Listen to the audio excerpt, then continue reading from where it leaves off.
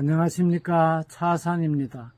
최근 우리나라에는 종전에 보지 못한 범죄가 많이 언론에 오르내리고 있습니다. 공무원의 직무유기죄, 직권남용죄가 그 사례입니다. 제가 초임법관 시절만 하더라도 이러한 유형의 사건은 한 번도 접해본 적이 없었습니다만 최근 한 5년간 많은 범죄가 기소되고 또 유죄 판결이 나고 있습니다.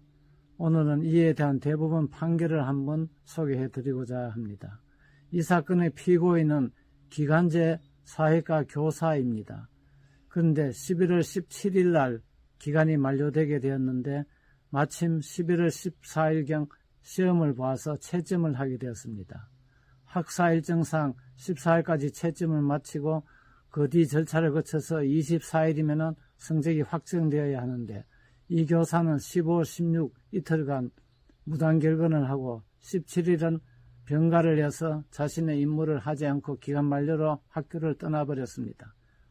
물론 시험지도 인수인계해주지 아니하여서 결국 학교에서는 마지막 기한인 11월 24일까지 시험 성적을 산출해내지 못하여서 부득이 1학기 성적을 2학기 성적으로 대체를 하여서 학사 일정을 마치게 되었습니다. 피고인에 대하여는 직무유기죄로 공소가 제기되어서 1심과 2심에서는 유죄 판결이 났습니다. 그런데 대법원에서는 원심 판결을 파기를 하였습니다.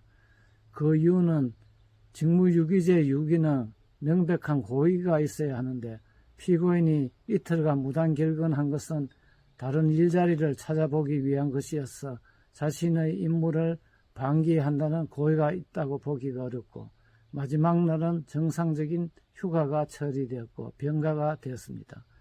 또 그 뒤는 이미 교사의 신분을 떠났다. 그렇기 때문에 그 이후에 일어나는 행위는 도덕적으로는 비난의 대상이 될지 모르지만 공무원의 신분이 아니니까 더 이상 직무유기죄가 성립하지 않는다는 취지로 판시를 하였습니다.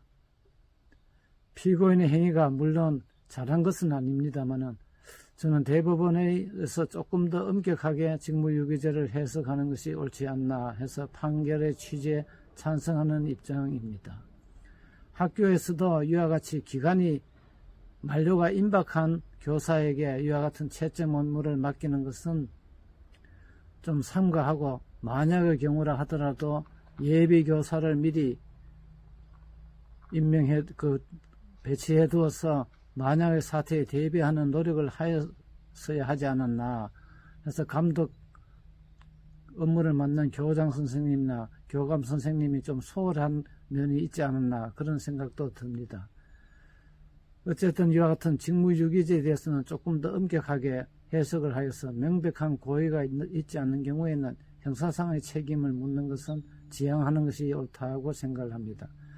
물론 직무유기죄가 성립하지 않다 하더라도 징계 책임을 물을 수는 있겠지만 이와 같은 기간제 교사의 경우에는 이미 신분을 상실하였기 때문에 그것 또한 묻기가 어렵다는 점은 조금 애로사항이 있다고 할 수가 있습니다. 그렇지만 우리가 정규직 직원이 아닌 기간제 직원에게 그와 같은 많은 것을 요구하는 것도 힘들지 않나 하는 생각도 드는 그런 판결입니다. 이 판결은 사실 잘한 판결이다 못한 판결이다를 떠나서 좀 우리의 세태를 되돌아보게 하는 좀 섭섭한 맛을 주는 판결이 아닌가 생각을 합니다. 감사합니다.